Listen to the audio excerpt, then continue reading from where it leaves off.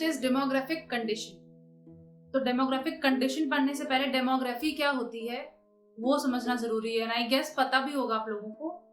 तो मैं बस एक बार शॉर्ट में बता देती हूँ कि जितनी भी ये birth rate, death rate, infant mortality rate, life expectancy, ये जितनी सारी चीजें हैं वो सारी आपकी डेमोग्राफिक कंडीशन में आती है।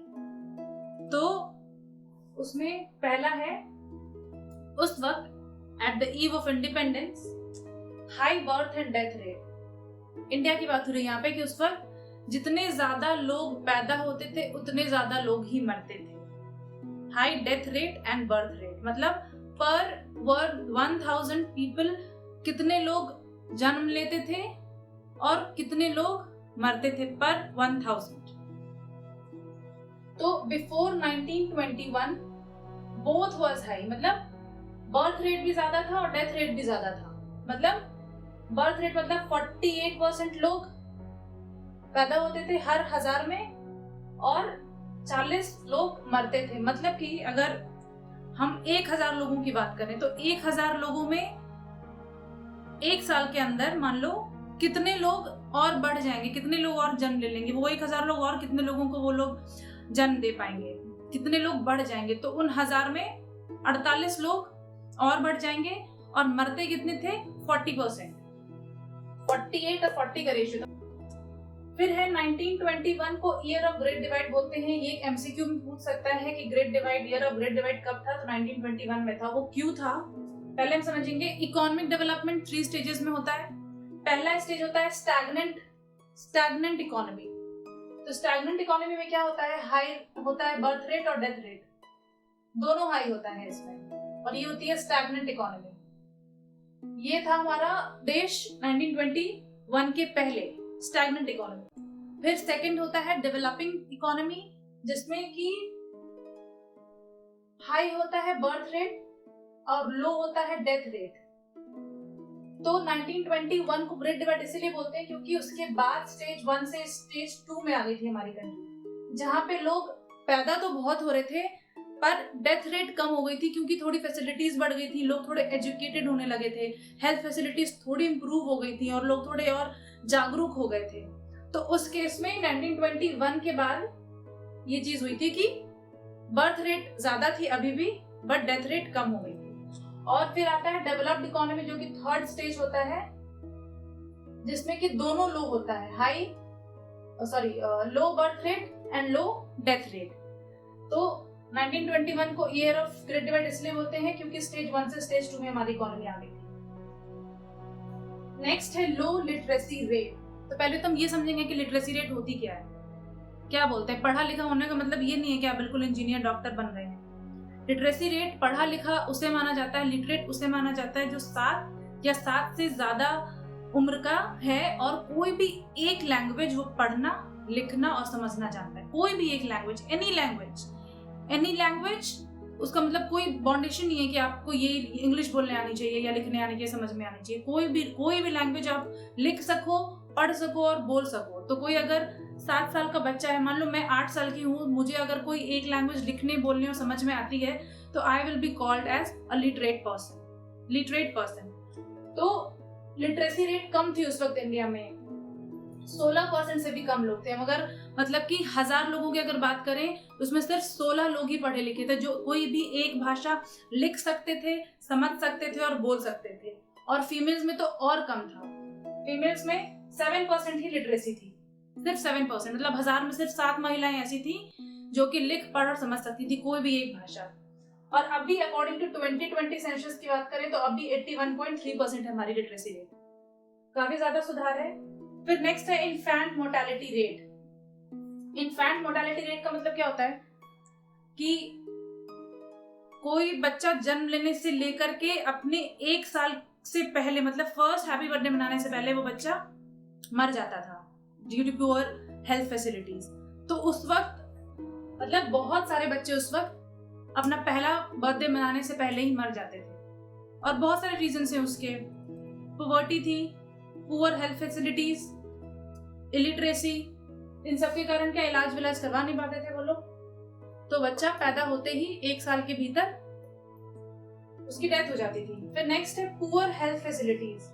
डिस्कस किया भी हमने, हेल्थ फैसिलिटीज बहुत खराब थी, और जो थोड़ी फैसिलिटीज थी भी तो लोग उस वक्त इतने ज्यादा पढ़े लिखे नहीं होते थे या इतने समझदार नहीं होते थे कि भाई हमें कुछ हुआ है तो चलो हम हॉस्पिटल चलते हैं या हम डॉक्टर के पास चलते हैं, उससे कुछ सलाह लेते हैं। वो क्या जाएंगे, बाबा जी के पास जाएंगे, या फिर चलो चलो बगल की आंटी जड़ी बूटी देती है वो ले लेते हैं, या फिर अरे भूत लग गया ऐसे चलो भूत उतरवाते हैं। तो ये सारी चीजें वो लोग करते थे। डॉक्टर के पास जाना मतलब अमीरों की सोच लेंगे, हम नहीं जाएंगे। बहुत कम फैसिलिटीज थी बट उसको भी वो लोग अवेल नहीं कर पाते थे।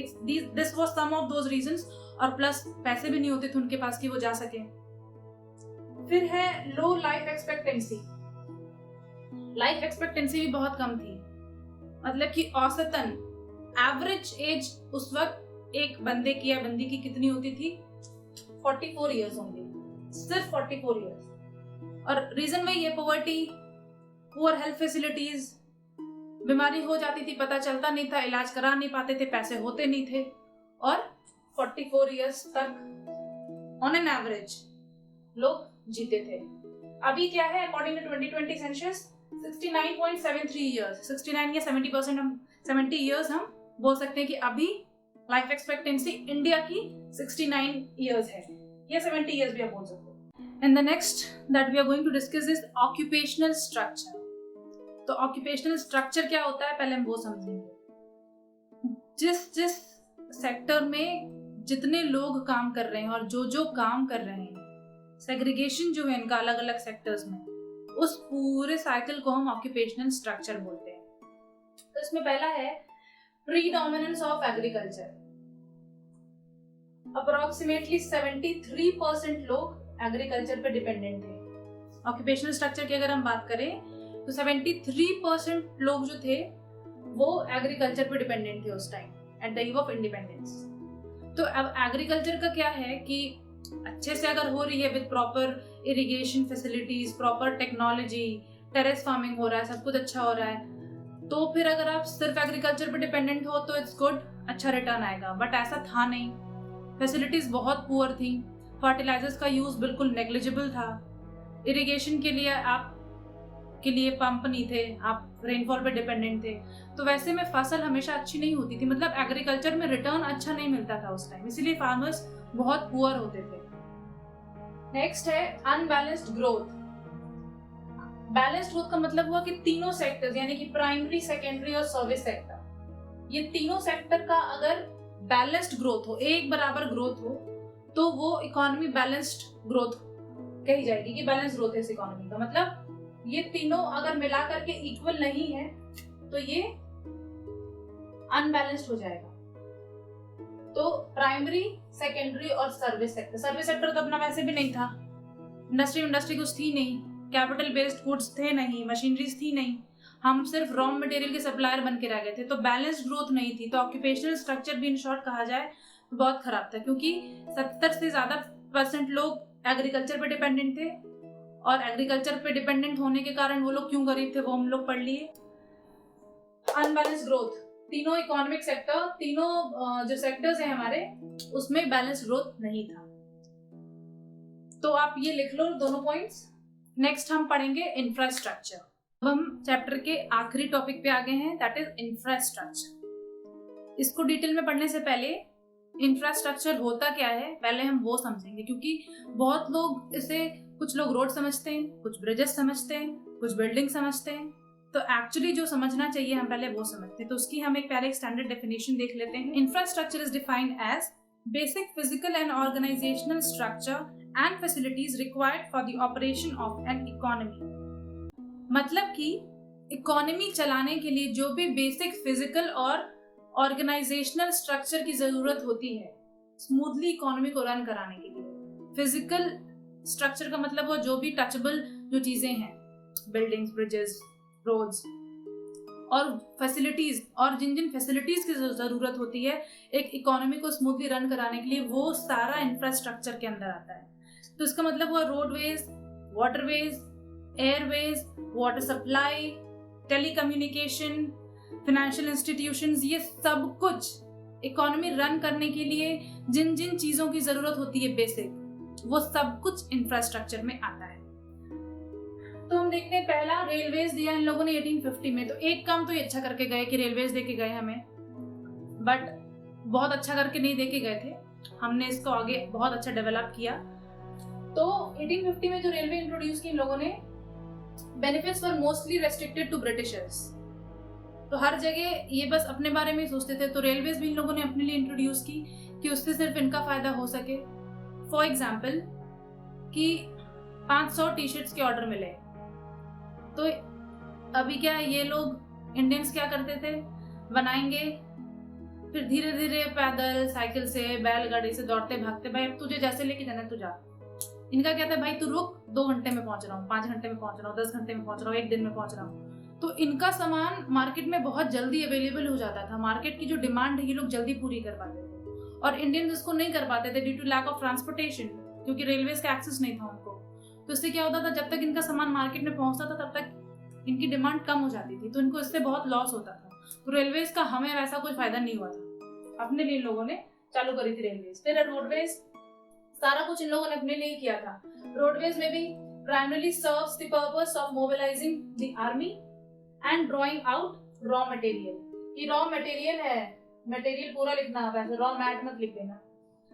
तो रोडवेज भी ये लोग अपनी आर्मी को मोबिलाइज करने के लिए, मतलब एक जगह से दूसरी जगह ट्रांसफर करने के लिए विद इन इंडिया, उसके लिए ये लोग रोडवेज लेके आए थे कि अपनी आर्मी को एक जगह से दूसरी जगह ये लोग कर सके, और रॉ मटेरियल्स को शिफ्ट करने के लिए, मतलब नियर बाई रेलवेज या सी पोर्ट्स या एयरपोर्ट्स तक ये अपने सामान को पहुंचा सके बाई रोड, डेस्टिनेशन तक पहुंचाने के लिए। तो उसके लिए लोग रोडवेज यूज करते थे, हमारे लिए वो नहीं था। फिर वैसे ही एयर और वाटर ट्रांसपोर्ट पोर्ट्स बनाते थे, जो सी पोर्ट्स होते थे वो भी इन लोगों ने बनाया, बंदरगाह जिसको हम बोलते हैं, तो वो भी इन लोगों ने वही सारे पोर्ट्स को बनाया जहां से ब्रिटेन के यानी कि ब्रिटिशर्स की गुड्स का आना और जाना, जहां से इनको जहां से फायदा था, जहां से सिर्फ इनके सामान आ सकते थे और जा सकते थे, बस वहीं के पोर्ट्स को इन लोगों ने थोड़ा बनाया, सुधारा, बाकी के पोर्ट्स को वैसे ही वेकेंट छोड़ दिया या फिर बनाया ही नहीं। नेक्स्ट है कम्युनिकेशन, पोस्ट एंड टेलीग्राफ।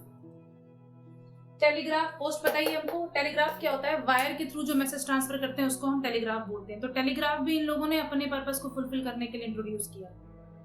पहला कि उसको बहुत ज्यादा हायर कॉस्ट पे introduce at high cost to serve the purpose of maintaining law and order. इतने ज्यादा प्राइस पे इसको, टेलीग्राफ को इन लोगों ने रखा कि नॉर्मल लोगों तक इसका एक्सेस नहीं था, नॉर्मल लोग अफोर्ड ही नहीं कर पाते थे। तो अपना जो लॉ एंड ऑर्डर है, जो उनको डिस्कस करना होता था, जो मैसेज लाना होता था या पहुंचाना होता था, तो उसकी प्राइवेसी भी सिक्योर्ड रहे, क्योंकि कम से कम लोगों तक एक्सेस रहेगा, तो ज्यादा ज्यादा इधर उधर ना हो मैसेजेस इन लोगों के लॉ एंड ऑर्डर को मेंटेन करने के लिए, इसलिए उसको हायर कॉस्ट पे रखा। तो टेलीग्राफ का भी एज सच इंडियंस को कोई खास फायदा नहीं हुआ।